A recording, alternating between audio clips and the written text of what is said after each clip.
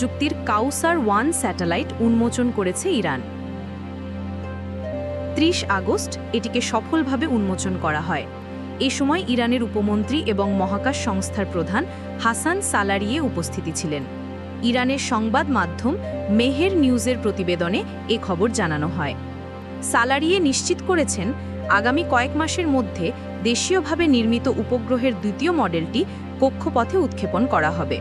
প্রতিবেদনে বলা হয়, গত বছর কাউসার-1 এবং হুদুদ উপগ্রহগুলো সোয়ুজ লঞ্চার ব্যবহার করে সফলভাবে কক্ষপথে স্থাপন করা হয়েছিল। 1 বছরেরও কম সময়ের মধ্যে আপগ্রেড করা কাউসারের চূড়ান্ত পরীক্ষা সম্পন্ন করেছে ইরান। কাউসার-1 এর আপগ্রেড ভার্সনের ওজন 50 কিলোগ্রাম এবং এটি 500 কিলোমিটার সূর্য সমকালীন কক্ষপথে স্থাপন করা হবে। নতুন উপগ্রহটি কাউসার-1 এবং হুদুদের মিশনগুলোকে একত্রিত করবে, যার মধ্যে remote sensing, internet of things, নির্ভুল কৃষি এবং ম্যাপিংয়ের প্রয়োগ রয়েছে। সালারিয়ে জোর দিয়ে বলেন, কাউসার হল ইরানের বেসরকারি খাত দ্বারা নির্মিত প্রথম পর্যবেক্ষণ উপগ্রহ।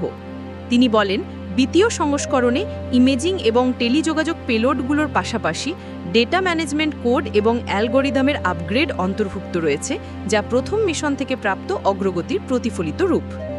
মহাকাশ প্রযুক্তিতে বেসরকারি খাতের অংশগ্রহণ স্বভাবতই উচ্চ ঝুঁকিপূর্ণ এবং কেবলমাত্র সীমিত সংখ্যক কোম্পানিরই এই কাজে অংশগ্রহণ করার ক্ষমতা রয়েছে বলে জানান তিনি। বলেন, এসব কোম্পানির মধ্যে অমিত ফজা কোম্পানি অন্যতম। এই প্রতিষ্ঠানটি চ্যালেঞ্জটি গ্রহণ করেছে। তিনি জোর দিয়ে বলেন, ইরানের 10 বছরের রোডম্যাপ এবং সপ্তম উন্নয়ন পরিকল্পনার অধীনে বেসরকারি খাতের অংশগ্রহণে একাধিক উপগ্রহ তৈরি এবং উৎক্ষেপণ করা হবে। মহাকাশ শিল্পে বেসরকারি খাতের কার্যকলাপ সম্প্রসারণের জন্য কাজ করছে তথ্য এবং যোগাযোগ প্রযুক্তি মন্ত্রণালয়। ইরানের বেসরকারি সংস্থাগুলোকে আরও প্রকল্প হস্তান্তরের জন্য শীঘ্রই নতুন দরপত্র ঘোষণা করা হবে, যা বৃদ্ধিকে উৎসাহিত করার জন্য বাজার এবং নিশ্চিত ক্রয়ও উভয়ই প্রদান করবে বলেও জানান ইরানের মহাকাশ সংস্থার প্রধান।